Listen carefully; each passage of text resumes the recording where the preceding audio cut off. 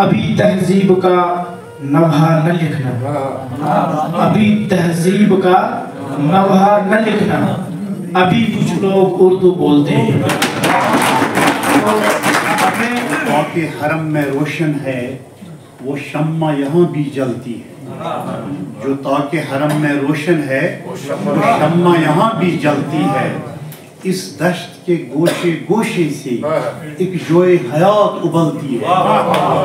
یہ دشت جنو دیوانوں کا، یہ دشت جنو دیوانوں کا، یہ بزم وفا پروانوں کی، یہ کھلد بری ارمانوں کا۔ میں سب سے پہلے میں مبارکباد دیتا ہوں اپنے جو یہاں ہمارے متحرک جوان ہیں، جوانوں کے متعلق، جس کے متعلق اقبال نے کہا تھا جوانوں کو تیروں کا استاد کر، برابر اس نے یہ ہمارے استاد ثابت ہوئے۔ انہوں نے ہمیں متحرک کیا، انہوں نے ہمیں تحرک دے دیا، یہ بار بار ہمیں ہوشیار کرتے ہیں کہ آپ کو کیا کام کرنا ہے، اصل میں اپنی سوسائٹی کو کس طرح سے ہمیں سدھارنا ہے، وہ انہی پروگراموں کے ذریعے سے سدھارا جا سکتا ہے۔ میں ان کو اور ان کی پوری ٹیم کو تہہ دل سے مبارکباد پیش کر رہا ہوں کہ انہوں نے ایسی یہاں ایک شمع فروزاں کی ایک ایسی محفل یہاں سجائی جس میں پیر و جوان بھی ہیں، جس میں یہاں ہمارے نونہال بھی ہیں، جن کے متعلق علامہ اقبال نے کہا تھا جوانوں کو میری آہیں سحر دے، پھر شاہی بچوں کو بال پر دے، خدایا آرزو میری یہی ہے میرا نور بصیرت عام کر دے۔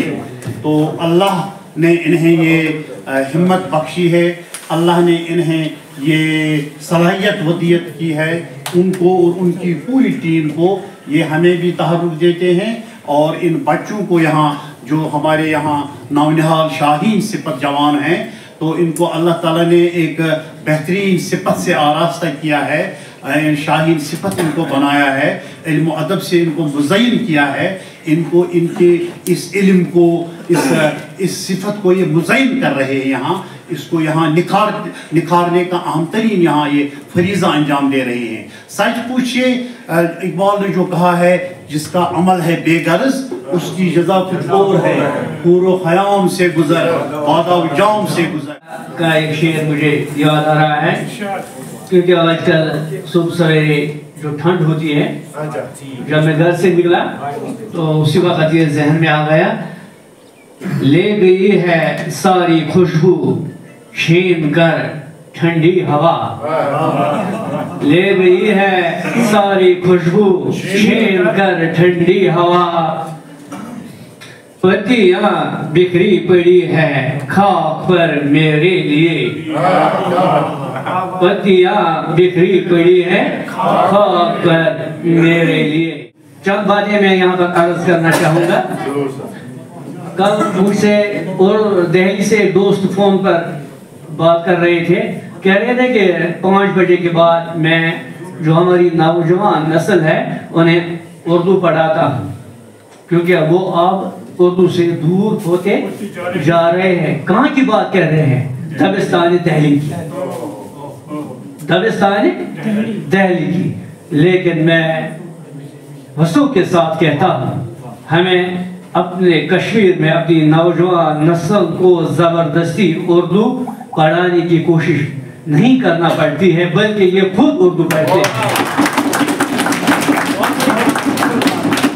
جس کی مثال خان زاہد کی یہ کاوش، ان کی یہ تاغدو، اور اس سے پہلے بھی ایک پروگرام ہم نے پلہال میں کیا تھا، ہے نا؟ تو آج آپ لوگوں کو دیکھ کر کتنے خوبصورت چہرے ہیں، ویری ناگ سے لے کر ادھر کپواڑہ کے اس علاقے سے کہاں چوکی بات اور بڑگام شوپیان، یعنی کشمیر کا جو صوبہ ہے نا، اب جموں سے تو یہاں پر ہی ابھی تو ہم تو اب دیکھیں جموں اینڈ کشمیر سے یہاں پر یہ چھوٹی محفل نظر آ رہی تھی، لیکن یہ بہت بڑی محفل ہے، حوصلہ افزا محفل ہے۔ اردو ہے میرا نام، میں خسرو کی پہلی،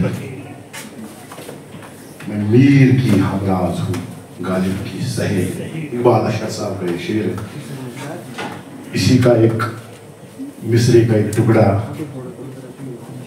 इस तंजीम का नाम है जो जिसके बानी बुनियाद गुजार जिसके सरपरस्त हमारे नौजवान स्कॉलर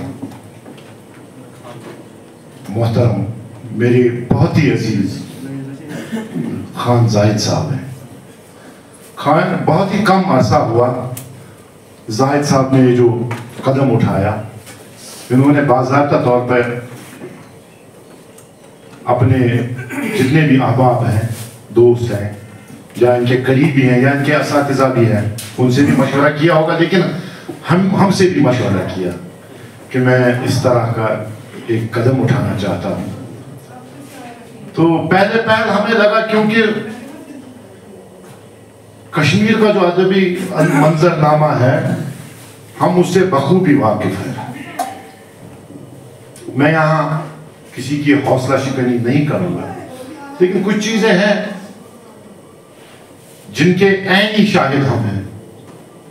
जो कुछ हमने सहा है, जो कुछ हमने देखा है अपनी इन आँखों से, अदब के हवाले से, क्योंकि मेरा मानना है कि अदब ज़बान ये किसी की जागीर नहीं होती है। जागीर उसी होती है जो उससे मोहब्बत करता है, जो इस पे अपनी जिंदगी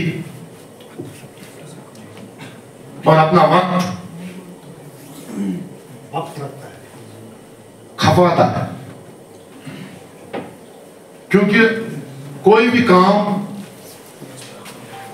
करने के लिए डेडिकेशन होना बहुत जरूरी है, और जाहिद साहब में वो चीज है, मुझे लगता है, मुझे इनमें नजर आ रहा है, जहां तक मैंने देखा है,